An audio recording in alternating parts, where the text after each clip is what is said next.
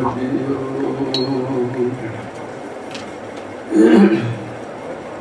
ओंकार सतनाम करता पुरख निरभव निर्वैर अकाल मूर्त अजूनी सैभं गुर प्रसाद जप आद सच जुगाद सच है भी सच नानक होसी भी सच नानक गुरु गोबिंद सिंह पूर्ण हर अवतार जगमग जोत विराज ही श्री गुरु ग्रंथ मजार पूर्ण देखियो आत्मा द्वैत सर्व निवार भय शांत मन संत जे ते पद नमो हमार मुख उचरै शास्त्र खट पिंग गिरन चढ़ जाय अंध लखै बदरो सुनै जो काल कृपा कराय कहाँ बुद्ध प्रभ तुच्छ हमारी मरण सकै महिमा जो तिहारी हम न सगत कर सिरत तुम्हारी आप लिहो तुम कथा सुधारी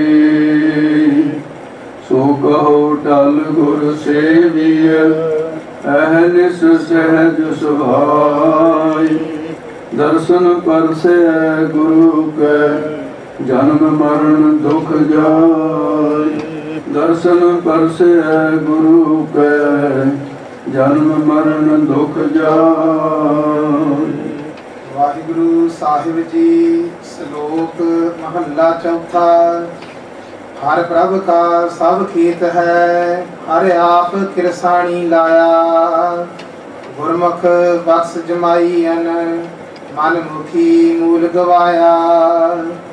हर प्रभ का सब खेत है हर आप किरसाणी लाया गुरमुख बख्श जमाई अन मन मुखी मूल गवाया।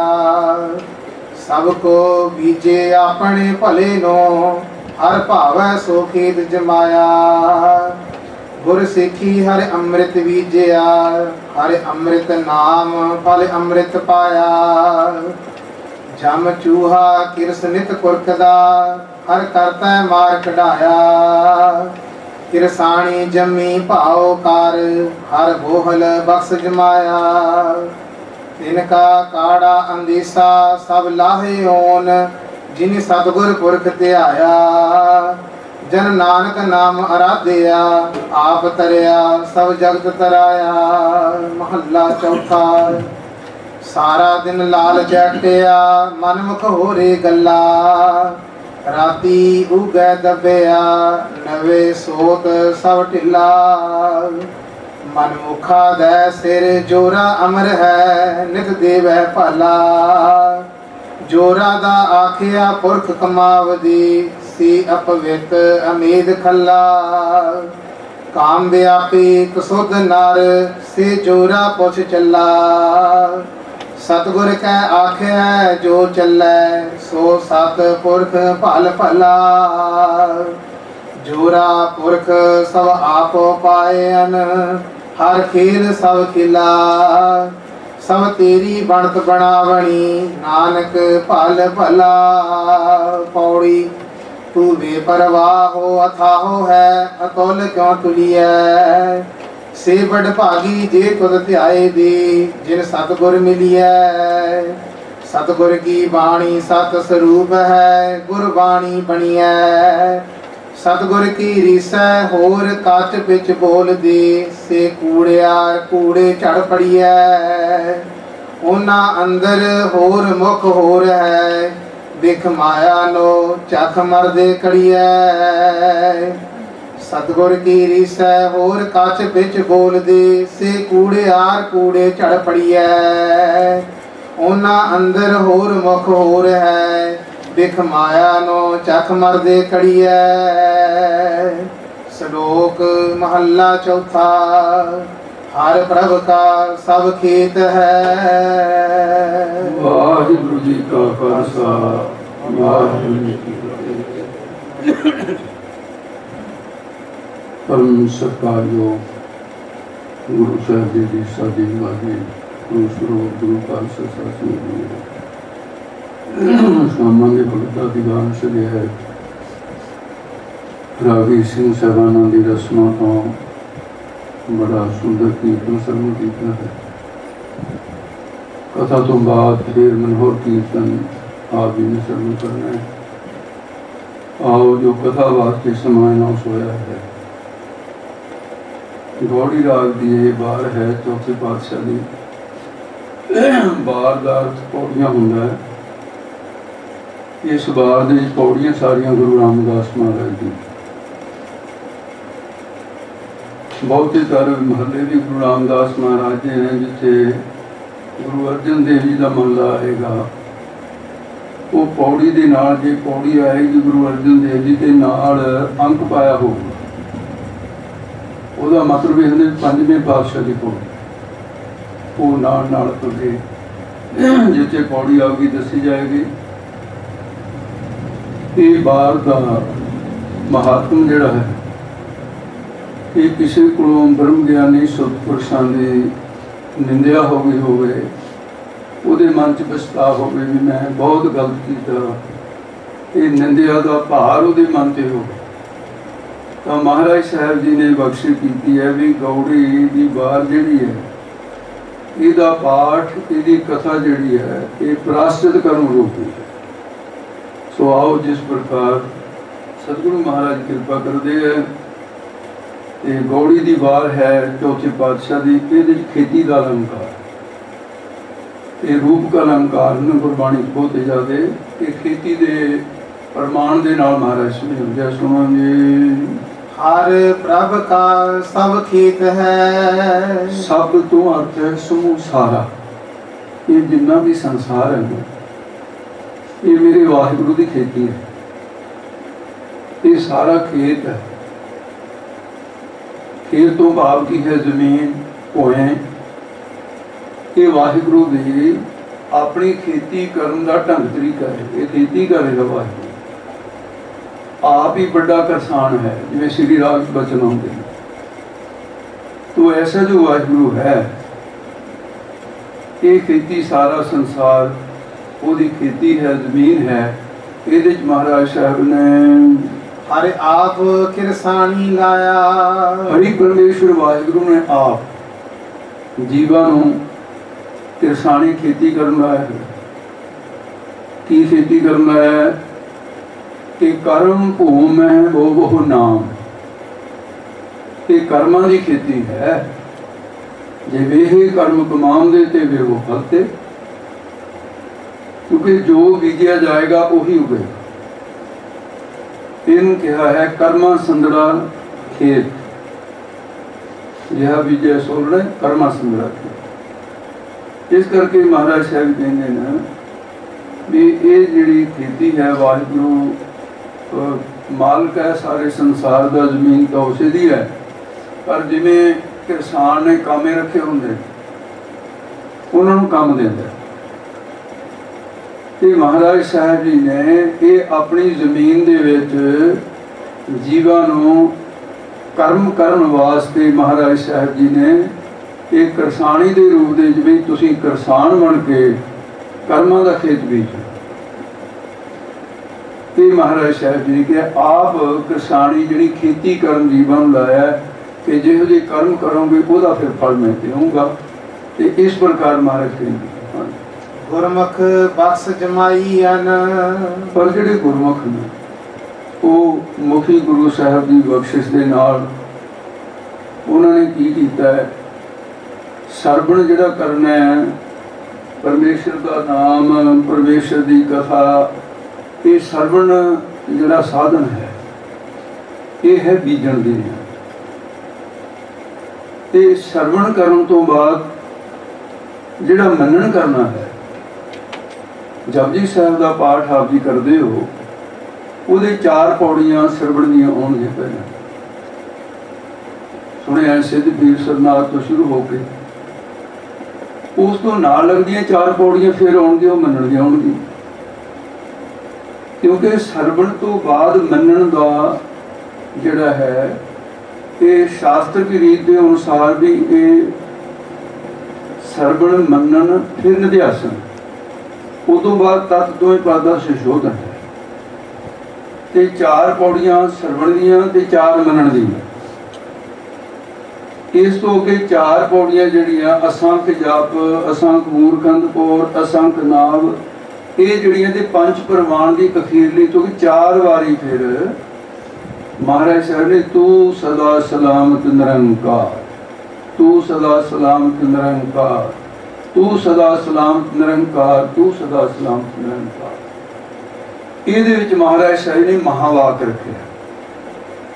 ਜੋ ਵੇਦ ਦੇ ਮਹਾਵਾਕ ਦਾ ਸਿਧਾਂਤ ਹੈ ਉਹ ਮਹਾਰਾਜ ਸਾਹਿਬ ਨੇ ਸੌਖੇ ਤਰੀਕੇ ਨਾਲ, ਤੇ ਇੱਥੇ ਤਤਪਦ ਈਸ ਜੀਵ ਤੋਇ ਪਦ ਅਸਪਦ ਬ੍ਰਹਮ ਕਹਾਵੈ, ਮਾਇਆ ਕੇ ਜੇ ਭੇਦ ਦੀਨੈ ਏਕੈ ਵੇਦ ਬਤਾਵੈ। ਇਸ ਪ੍ਰਕਾਰ ਮਹਾਰਾਜ ਸਾਹਿਬ ਜੀ ਨੇ ਆਪਣੇ ਸਾਧਨ ਰੱਖੇ ਹੈ।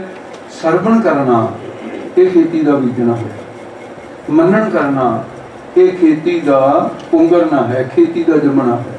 ਬੋਲੇ ਜੀ ਦੁਆਰੇ। ਗੁਰਮੁਖ ਬਖਸ਼ ਜਮਾਈਨ, ਤੇ ਕਿਉਂ ਗੁਰਮੁਖਾਂ ਨੇ ਜਿਹੜੀ ਮੰਨਣ ਕੀਤਾ ਤਾਂ ਇਹ ਖੇਤ ਸਮਝ ਲਓ ਵੀ ਇਹ ਜਿਹੜਾ ਅੰਤਰੀਵ ਖੇਤ ਸੀ ਜਮਾ ਲਿਆ ਹੈ। ਤੇ ਉਹਨਾਂ ਨੇ ਸਰਵਣ ਕਰ ਲਿਆ ਪਰਮੇਸ਼ਰ ਦਾ ਨਾਮ, ਮੰਨਣ ਕਰ ਲਿਆ, ਮੰਨੇ ਕੀ ਗੱਲ ਕਹੀ ਨਾ ਜਾਏ। ਸਰਵਣ ਮੰਨਣ ਨਿਧਿਆਸਨ ਤਤ ਤੋਂ ਪਾਦਾ ਸੰਸ਼ੋਧਨ, ਇਹ ਜਿਹੜੇ 4 ਸਾਧਨ ਹੈ ਉਹਨਾਂ ਵਿੱਚੋਂ ਇਹ ਖੇਤੀ ਦੇ ਉੱਤੇ 2 ਇੱਥੇ ਜਦੋਂ ਕਰ ਲਏ ਹਨ, ਪਰ ਦੂਸਰੇ ਪਾਸੇ ਮਨਮੁਖੀ ਮੂਲ ਗਵਾਇਆ। ਇਹ ਤੋਂ ਉਲਟ ਜਿਹੜੇ ਮਨਮੁਖ ਉਹਨਾਂ ਨੇ ਮੂਲ, ਜਿਵੇਂ ਕਿਸੇ ਨੂੰ ਵਪਾਰ ਕਰਨ ਵਾਸਤੇ ਪੂੰਜੀ ਦਿੱਤੀ ਹੈ ਉਹਨੂੰ ਮੂਲ ਕਹਿੰਦੇ, ਉਹੀ ਗਵਾ ਕੇ ਆ ਜਾਏ ਤੇ ਉਹਦਾ ਸਭ ਕੁਛ ਹੀ ਗਿਆ।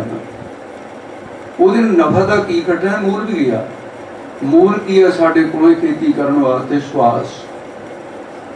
ਮਨਮੁਖਾਂ ਨੇ ਆਪਣੇ ਸਵਾਸ ਜਿਹੜੇ ਨੇ ਕੁਛ ਗੱਲਾਂ ਕਰਨ ਦੇ ਵਿੱਚ, ਕੁਛ ਕਾਰੋਬਾਰ ਦੇ ਵਿੱਚ, ਤੇ ਕੁਛ ਵਿਸ਼ੇ ਵਿਕਾਰ ਭੋਗਦਿਆਂ ਹੋਇਆਂ, ਨਿੰਦਿਆ ਚੋਰੀ ਕਰਦਿਆਂ ਹੋਇਆਂ, ਇਹ ਮਨਮੁਖਾਂ ਨੇ ਆਪਣਾ ਮੂਲ ਹੀ ਗਵਾ ਲਿਆ, ਸਵਾਸ ਗਵਾ ਲਿਆ। ਜਿਨ੍ਹਾਂ ਦੇ ਨਾਲ ਇਹ ਖੇਤੀ ਕਰਨੀ ਸੀ, ਸ਼ੁਭ ਕਰਮਾਂ ਦੀ ਕਹਿੰਦੇ, ਉਹ ਗਵਾ ਲਿਆ ਹੈ, ਮੂਲ ਗਵਾ ਦਿੱਤਾ ਹੈ। ਸਭ ਕੋ ਬੀਜੇ ਆਪਣੇ ਭਲੇ ਨੋ, ਇਹ ਸੰਸਾਰ ਕਰਮਾਂ ਦੀ ਖੇਤੀ ਆਪਣੇ ਭਲੇ ਵਾਸਤੇ, ਘਾਟੇ ਵਾਸਤੇ ਤਾਂ ਕੋਈ ਬੀਜ ਨਹੀਂ ਬੀਜਦਾ। ਧਰਤੀ ਦਾ ਇੱਕ ਨਿਯਮ ਹੈ ਵੀ ਜੋ ਬੀਜਿਆ ਉਹਨੂੰ ਇੱਕ ਦਾਣੇ ਨੂੰ ਸੈਂਕੜੇ ਗੁਣਾ ਪ੍ਰਫੁੱਲਤ ਕਰਕੇ ਉਸੇ ਦੇ ਹਵਾਲੇ ਕਰਦੇ ਨੇ ਜਿਹੜੇ ਬੀਜ ਬੀਜੇ। ਪਰਮਾਤਮਾ ਧਰਤੀ ਹੈ, ਉਹਨੇ ਫਲ ਦੇਣਾ, ਪਰ ਬੀਜ ਜਿਹੜਾ ਇਹ ਜੀਵ ਬੀਜੇ। ਤੋ ਇਸ ਕਰਕੇ ਹੈ ਵੀ ਸਾਰੇ ਲੋਕ ਆਪਣੇ ਫਾਇਦੇ ਵਾਸਤੇ ਕਰਮਾਂ ਦਾ ਬੀਜ ਬੀਜਦੇ ਆ। ਇਹ ਜਿਹੜਾ ਬੀਜ ਬੀਜਿਆ ਜਾਂਦਾ ਦੱਸਦੇ ਨੂੰ ਅੱਗੇ, ਹਰ ਭਾਵੈ ਸੋ ਖੇਤ ਜਮਾਇਆ। ਹਰੀ ਪਰਮੇਸ਼ਰ ਵਾਹਿਗੁਰੂ ਨੂੰ ਜਿਹੜੇ ਭਾਗੇ ਆ ਤੇ ਉਹਨਾਂ ਦਾ ਭਾਈ ਫਿਰ ਇਹ ਜਿਹੜਾ ਸਰੀਰ ਰੂਪੀ ਖੇਤ ਹੈ, ਜਿਹੜੀ ਅੰਤਰੀਵ ਖੇਤੀ ਕੀਤੀ ਹੈ, ਮਹਾਰਾਜ ਸਾਹਿਬ ਨੇ ਇਹ ਖੇਤੀ ਨੂੰ ਜਮਾ ਦਿੱਤਾ, ਪੈਦਾ ਕਰ ਦਿੱਤਾ ਹੈ। ਸਰਵਣ ਮੰਨਣ ਨਿਧਿਆਸਨ ਕਰਨ ਤੋਂ ਬਾਅਦ ਫਿਰ ਗਿਆਨ ਪੈਦਾ ਹੁੰਦਾ ਹੈ। ਉਹ ਅੱਗੇ ਦੱਸਣਗੇ ਹੋਰ ਜਦ ਕੇ ਹਨ। ਗੁਰਸਿੱਖੀ ਹਰਿ ਅੰਮ੍ਰਿਤ ਬੀਜਿਆ। ਗੁਰਸਿੱਖਾਂ ਨੇ ਭਾਈ ਗੁਰੂ ਸਾਹਿਬ ਤੋਂ ਸਿੱਖਿਆ ਲੈ ਕੇ ਨਾਮ ਦਾ ਬੀਜ ਬੀਜਿਆ। ਮਨ ਹਾਲੀ ਤਿਰਸਾਣੀ ਕਰਨੀ, ਸਰਮ ਪਾਣੀ ਤਨ ਖੇਤ, ਨਾਮ ਬੀਜ ਸੰਤੋਖ ਸੁਆਗਾ ਰੱਖ ਗਰੀਬੀ ਦੇਸ਼। ਇਹ ਖੇਤੀ ਦਾ ਰੂਪ ਹੈ। ਨਾਮ ਦਾ ਬੀਜ ਬੀਜਣਾ, ਉੱਪਰ ਸੰਤੋਖ ਦਾ ਸੁਆਗਾ ਇਸ ਕਰਕੇ ਦੇਣਾ ਵੀ ਦਾਣਾ ਜੇ ਉੱਪਰ ਬਾਹਰ ਪਿਆ ਹੋਵੇ ਚਿੜੀਆਂ ਚੁਗ ਲੈ ਜਾਂਦੀਆਂ। ਮਨ ਦੀਆਂ ਬਿਰਤੀਆਂ ਰੂਪ ਚਿੜੀਆਂ ਕਿਤੇ ਇਹਨੂੰ ਚੁਗ ਨਾ ਲੈਣ। ਸ਼ਰਧਾ ਦੀ ਗਿਲੇ ਦੇ ਵਿੱਚ ਦਾਣਾ ਪਿਆ ਹੋਵੇ ਤਾਂ ਜੰਮਦਾ, ਸੁੱਕ 'ਚ ਪਿਆ ਹੋਵੇ ਜੰਮਦਾ ਨਹੀਂ। ਤੋ ਇਸ ਕਰਕੇ ਹੈ ਤੇ ਗੁਰਸਿੱਖਾਂ ਦਾ ਜਿਹੜਾ ਹੈ ਉਹ ਫਿਰ ਗੁਰਸਿੱਖੀ ਹਰ ਅੰਮ੍ਰਿਤ ਬੀਜਿਆ। ਗੁਰੂ ਸਾਹਿਬ ਤੋਂ ਉਪਦੇਸ਼ ਲੈ ਕੇ ਨਾਮ ਦਾ ਬੀਜ ਬੀਜਿਆ। ਅੰਤਸ਼ਕਰਨ ਦੀ ਜਾਂ ਬੁੱਧ ਰੂਪ ਧਰਤੀ ਦੇ ਵਿੱਚ, ਅੰਤਸ਼ਕਰਨ ਦੀ ਧਰਤੀ ਦੇ ਵਿੱਚ, ਸ਼ਰਧਾ ਦੀ ਗਿਲ ਦੇ ਵਿੱਚ ਨਾਮ ਦਾ ਬੀਜ ਬੀਜਿਆ। ਅੱਗੇ ਦੱਸਦੇ ਹਨ ਜੀ, ਹਰਿ ਅੰਮ੍ਰਿਤ ਨਾਮ ਫਲ ਅੰਮ੍ਰਿਤ ਪਾਇਆ। ਫਿਰ ਜਿਹੜਾ गुरु साहब के कोलों नाम अमृत बारे उपदेश लिया। वो उपदेश लैके नाम अमृत का चिंतन किया। नाम अमृत का चिंतन करके फिर अमर फल किहड़ा सी, अमृत फल किहड़ा सी, मृत्यु तो रहत करने वाला ज्ञान रूपी फल लग्या इस खेती। क्योंकि ज्ञान तो बिना मुक्ति नहीं है। पिंगल उपनिषद दे विच भी ऐसा ये सिद्धांत आया है कि रिते ज्ञानात न मुक्ति न अन्य पंथया विद्या ते। इसका मतलब है कि जीव जिन्ने मर्जी साधन कर लै, कर्म उपासना जिन्नी मर्जी कर ले, जिन्नी देर तक तेरे हिरदे दे विच ज्ञान नहीं पैदा होंदा, मुक्ति नहीं होगी। मन्ने पावह मोक्ष द्वार। मुक्ति का द्वारा की है? ज्ञान मिलेगा कि मनन कर लेना। वो तरतीब चली आ रही है खेती की। अमृत फल की पाया? ज्ञान प्राप्त हो। जो ब्रह्म ज्ञान है ये चारे साधना की लड़ी है। सरवण मनन निध्यासन। निध्यासन की पौड़ी पंच प्रवान वाली जी है, ये निध्यासन की पौड़ी है। फिर चार पौड़ियां का जोड़ा अगे महावाक है, तो वो वेद के जोड़े महावाक है, शाम वेद का महावाक है तत्वसी। वो तीन हिस्से बनते हैं, तत्, त्वयं ते असपद। ते तत्पद जोड़ा है वो जीव का वाच्य अर्थ है। तुम पद जो जीव का वाच्य, तत्पद जो ईश्वर का वाच्य अर्थ है। तत्पद ईश जीव त्वयं पद, असपद जोड़ा ये ब्रह्म का वाच्य अर्थ। ते इस करके ना फिर तू सदा सलामत निरंकार दे विच ते इहो सारा ये साधन, चाहे प्रज्ञान मानव ब्रह्म है, चाहे अयं आत्मा ब्रह्म है, चाहे अहं ब्रह्मस्मि है, वेद के चार महावाक। गुरबाणी दे विच जपजी साहब दे चारे महावाकों का रूप जो है महाराज साहब ने बड़ा सौखा करके दिता है। वो जो ज्ञान हो जाता है, ज्ञाने कारण कर्म अभ्यास, ये अभ्यास करना। और जो ज्ञान हो गया, ज्ञान पैर तो कर्मे फल कारण फूली बन रहा है। फल आगे तो फूल मिलाए। हमेशा जदों भी फल लगेगा उस वे फुल नहीं रहेगा, विलीन हो जाता है। इस करके ज्ञाने कारण कर्म अभ्यास, ज्ञान पाओ तो करने नाश। उत्थे करनों कुछ नहीं रहा। पर गुरु नानक के घर दे विच ऐसा है, बाबा बुढ़ा साहब जी की उम्र केवल 12 वरियां की सी जदों ब्रह्म ज्ञान बख्श दिता महाराज। उस तो बाद महाराज साहब जी करतारपुर का वचन है, कहते भाई बुढ़ा साहब छोटी उम्र सी, भाई बुढ़ा साहब अमृत वेले उठना, नाम जपना ते सेवा निष्काम करनी। कहने लगे मारे हुण भी लोड़ है। कहने लगे की गल? कहने वाले ब्रह्म ज्ञान वास्ते सारा कुछ करना है, तो हुण तो यदि कोई लोड़ नहीं है। मारे कहते ये वचन तुहाडा ठीक है, तुहानू यदि कोई लोड़ नहीं है, ब्रह्म ज्ञान की कोई लोड़ नहीं होंदी। लेकिन जे तुसीं ये छड़ दिता तां तुहानू देख के बाकी दे भी छड़ देणगे, जे ज्ञान उन्हां नूं होया नहीं, ये तो बहुत बड़ी गड़बड़ हो जाएगी। जदों तुसी करोगे तुहानू देख के ये जिहड़ा मुढ़ला कर्म करते रहणगे ताकि ये भी ब्रह्म ज्ञान तक पहुँच जाण। थोड़ी रीस करके अमृत वेले उठणगे, संगत भी जाण। 125 वरे तक बाबा बुढ़ा साहब जी ने ना तो संगत विच आउणा छड्डिया, कथा सुननी आप बैठ के कीर्तन सुनना, यह गुरु साहब का हुक्म है, कोई कर्म नहीं किया। तो इस करके है कि जिहड़ा ब्रह्म ज्ञान है, ब्रह्म ज्ञान के वास्ते ब्रह्म ज्ञान की अमृत फल उन्होंने प्राप्त होया है। जम चूहा किरस नित कुरकदा। खेती दे विच एक जानवर ना जिहड़ा चूहा एडा निकम्मा जानवर है, ये नहीं छड़दा खेती नूं, नाले पल्ले ते कुछ नहीं पैंदा ते कागजां 'च वड़ जावे, कागजां नूं टुकण ते नहीं हटदा ते उहनूं टुक टुके मना मूही एक रात 'च कागज टुक जांदा। जो कागज के भार मूसा टूक गवावत काम नहीं गवारी। कहते उन्होंने दिन चढ़े पूछा किसी ने चूहे ने भी सारी रात तू कागज टुकदा रहा, तेरा ढिड भर गया? कहता मैं तो भुखे का भुखा ही है, क्यों टुकदा ही रहा। इस तरह के हुण भी कागज टुकण वाले हैगे बथेरे, नाम सिमरन तो कोरे है। ये जिहड़ा इत्थे जम का अर्थ वैसे तो इस तुक के 3 अर्थ बनते हैं, समा नहीं अपन करन देगा। तो संप्रदा दे विच बड़े बहुत रसदायक ते बड़े ज्ञान भरपूर 3 अर्थ ने। पहले अर्थ दे विच है भी जम जिहड़ा है काल नूं कहा, काल रूपी चूहा जिहड़ा नित कुरकदा की है, श्वासां नूं वढी जा रहा काल, ते इस प्रकार के कुरकदा है।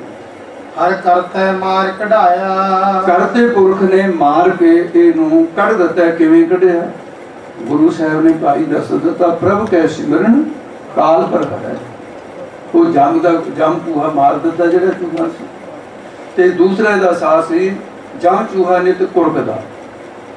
ते अगे जिहड़े शुभ गुणां दी खेती जमी है अंतस्करण दे विच, हंकार रूपी चूहा इहनूं खाई जांदा है।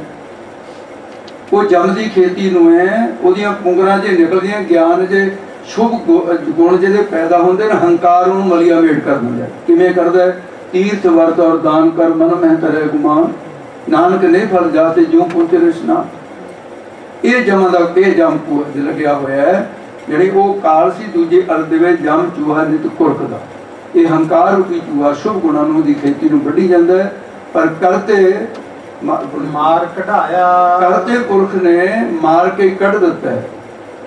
ਉਹਦੇ ਥਾਂ ਤੇ ਨਿਮਰਤਾ ਲੈ ਆਂਦੀ, ਹੰਕਾਰ ਕੱਢਦਾ, ਸਿੱਖ ਦੇ ਅੰਦਰ ਹੰਕਾਰ ਨਹੀਂ ਰਹਿਣ ਦਿੱਤਾ। ਇਸ ਪ੍ਰਕਾਰ ਹੈ। ਫਿਰ ਬੋਲ ਜੀ ਜਮ ਚੂਹਾ ਕਿਰਸ ਨਿਤ ਕੁਰਕਦਾ। ਤੇ ਜਮ ਦੇ ਇੱਥੇ ਜਮ ਤੋਂ ਜਿਹੜੀ ਖੇਤੀ ਜੰਮੀ ਸੀ ਭਗਤੀ ਰੂਪੀ ਖੇਤੀ, ਤੇ ਉਹਨੂੰ ਅਗਿਆਨ ਰੂਪੀ ਚੂਹਾ ਚਿੰਬੜਿਆ ਹੋਇਆ, ਨਿੱਤੇ ਵੱਢੀ ਜਾਂਦਾ ਅਗਿਆਨ ਨੂੰ। अगे करते हर करता है मार कढ़ाया, ते हरि परमेश्वर का स्वरूप गुरु साहब ने मार मार के अज्ञान नूं कढ़ दिता। हिरदे दे विचों ज्ञान आ गया। ये चूहा क्यों मार दिता? चलो 3 बारी चूहा मार लिया, हुण तुसीं गाहां चलो जी। किरसानी जम्मी भाओ कर, फिर जिहड़ी किरसानी आ भाई खेती अंदर दी बहुत प्रफुल्लित होके पैदा हुंदी है। हर बोहल बख्श जमाया, फिर वाहिगुरू दी बख्शिश दा भगती दा बोल किहड़ा? भाग ठड़े हर संत तुम्हारे, जिन का तन हर नामा, परवान गणी से आए सब दिना की कामा। ये बोल लग गया है। दिन का काड़ा अंदेशा सब लाहे ओन, जदों खेती सफल हो जाए बोल लग जान। जिहड़ा कर्जा लिया हुंदा है शाहूकारां तों, ओहदा बड़ा संसा हुंदा भी कर्जा नहीं लेना, वो सारा झोरा जिहड़ा गम सी सारा ही रह गया, खेती वाली हो गई। इसे तरह जिहड़ी भगती रूपी खेती दे विच प्रफुल्लता हो गई है, तां फिर जिहड़ा परमाणगत संसा, परमेगत संसा, विपर्जय संसा, किहड़ा एक तरह का संसा है। परलोक दे जाना जी, उत्थे नरकां दा संसा, ये सारे ही चुके ही दत्ता महाराज। तो इस करके काड़ा अंदेशा जिहड़ा सी ये सारा लाहियों ला दिता है। जिन सतगुर पुरख ते आया, जिन्हां ने सतगुरु पुरख नूं ध्याना कीता है। जन नानक नाम आराध्या, जन बन के दास बन के जिन्हां ने आराधना कीता नाम नूं। ते महाराज साहब जी ने आराधन ते जपण ते ध्यान ते सिमरन ते ये 4 चीज़ां ते गुरबाणी ते जोर आ जाए। इन्हां दी थोड़ी थोड़ी वखरी वखरी वस्त है। हाँ जी, आप तरिया सब जगत तराया, वो तां आप तरिया ते संसार नूं भी तार दिता है।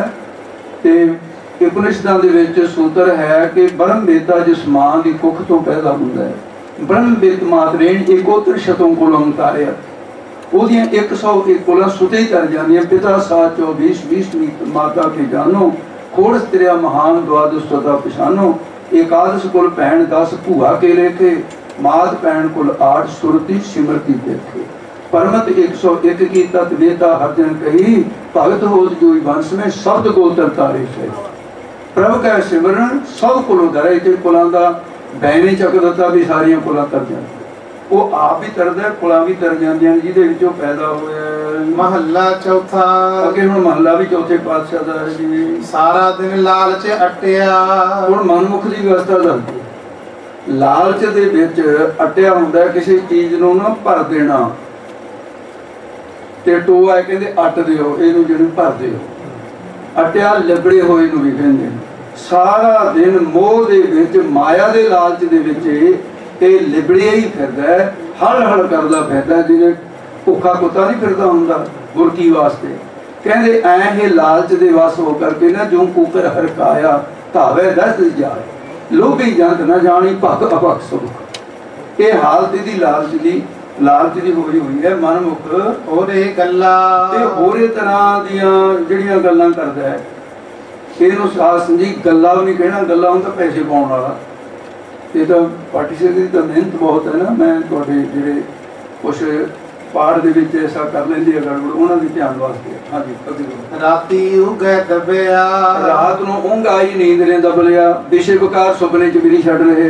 ये मनमुखां दा करतब दसदे ने। नवे सोत सब ढिला, इहनूं 90 नहीं करना।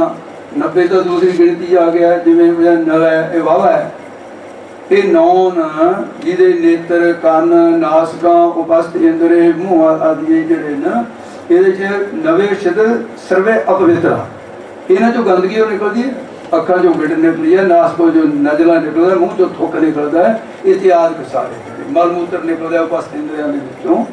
ਇਹ ਸਾਰੇ ਉਸ ਵੇਲੇ ਸੋਤਰ ਇੰਦਰੇ ਜਿਹੜੇ ਨੇ ਇਹ ਢਿੱਲੇ ਹੋ ਜਾਂਦੇ ਨੇ ਤੇ ਇਹਨੂੰ ਢਿੱਲਾ ਨਹੀਂ ਕਰਨਾ, ਜਿਹੜੀ ਢਿੱਲੇ ਇਹ ਇਸ ਪ੍ਰਕਾਰ ਢਿੱਲਾ।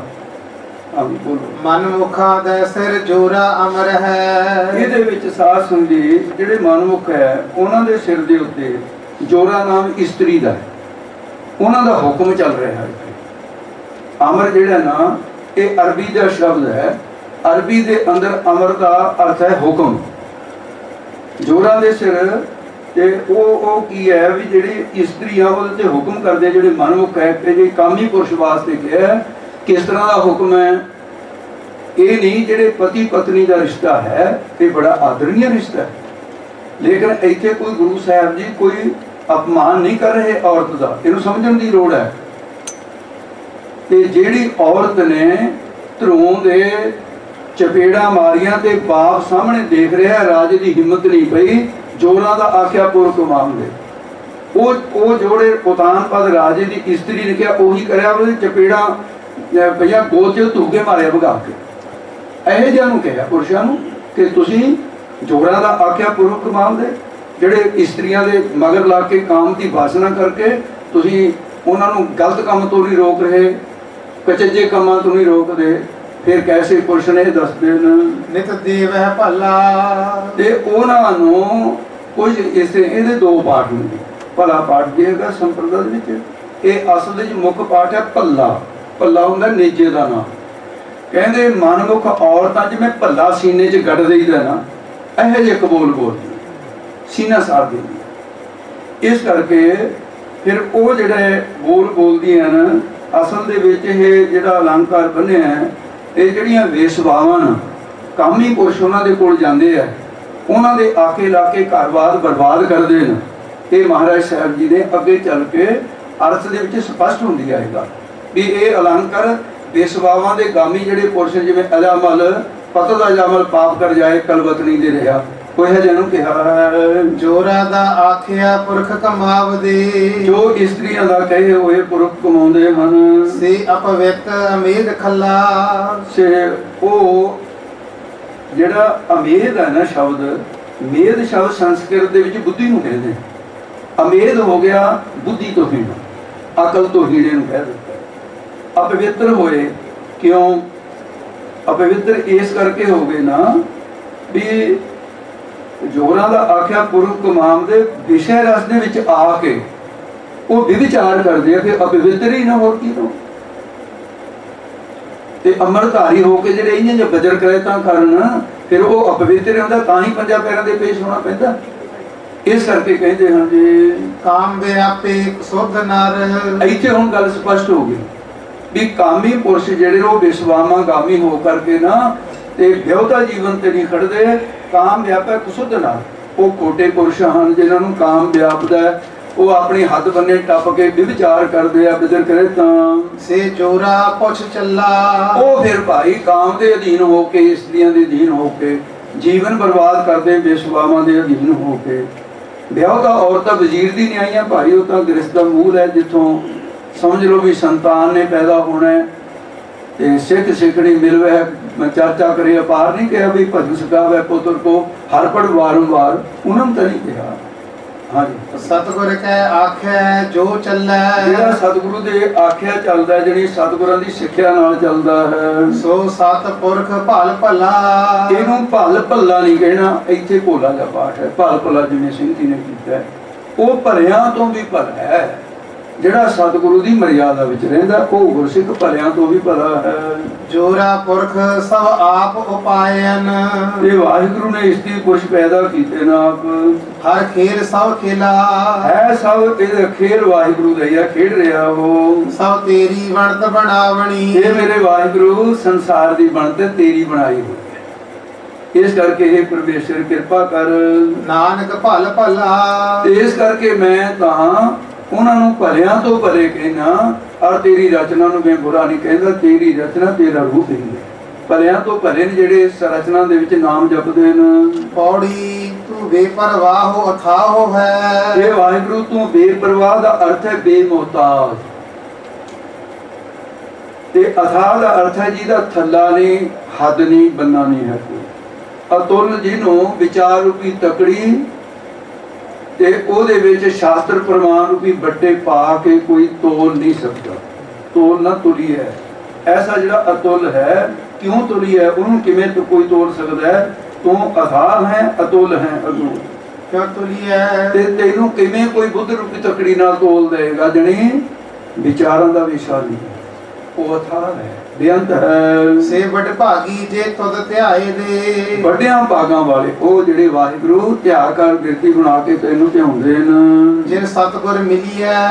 ਤੇ ਜਿਨ੍ਹਾਂ ਨੂੰ ਭਾਈ ਸਤਿਗੁਰੂ ਮਿਲਿਆ ਹੈ, ਉਹ ਤੈਨੂੰ ਧਿਆਉਂਦੇ ਨੇ ਵਾਹਿਗੁਰੂ।